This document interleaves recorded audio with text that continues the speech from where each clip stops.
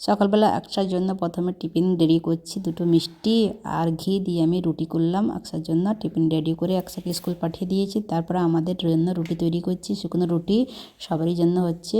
আর মটরে 2-3 রকমের ডাল দিয়ে মটর দিয়ে রান্না করেছি, ওটা আমি দেখাবো। তো এই যে টিফিনটা আকসা দিয়ে দিলাম, আকসা স্কুল চলে গেছে। এখানে ঘুগনি রেডি হয়ে গেছে। তা দুটো শুকনো শুকনো পাতলা পাতলা রুটি করেছি। চাইলে আমি ঘি দিতে পারলাম, কিন্তু ঘি খাবো না, আমি শুকনো রুটি আজকে খাবো। মটরের তরকারি দিয়ে খুব ভালো লাগে খেতে। তো এইখানে আমি রান্না করছি যে একটু অল্প আপনাদের সঙ্গে শেয়ার করছি। আমি এখানে প্রথমে জিরা আর রসুন দিয়ে আর তেজপাতা দিয়ে আমি কালারটা করে নিলাম ব্রাউন কালার। তারপর ওর মধ্যে মশলা সব দিয়ে দিলাম, যেমন হলুদ, লঙ্কা, জিরা, ধনিয়া সব দিয়ে দিয়েছি।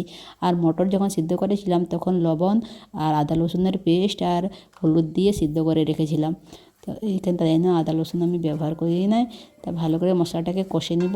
আর পেঁয়াজ আমি মটরের তরকারির সঙ্গে দিয়ে দিয়েছি, তাই জন্য আর পেঁয়াজ দিব না বেশি। তো একটু আমি কাশ্মীরি লঙ্কা দিলাম একটু কালার ভালো আসার জন্য। এই যে মটর আমি দিয়ে ভালো করে কষে নিচ্ছি। এরকম কষে ওপর থেকে ধনেপাতা দিয়ে দিব।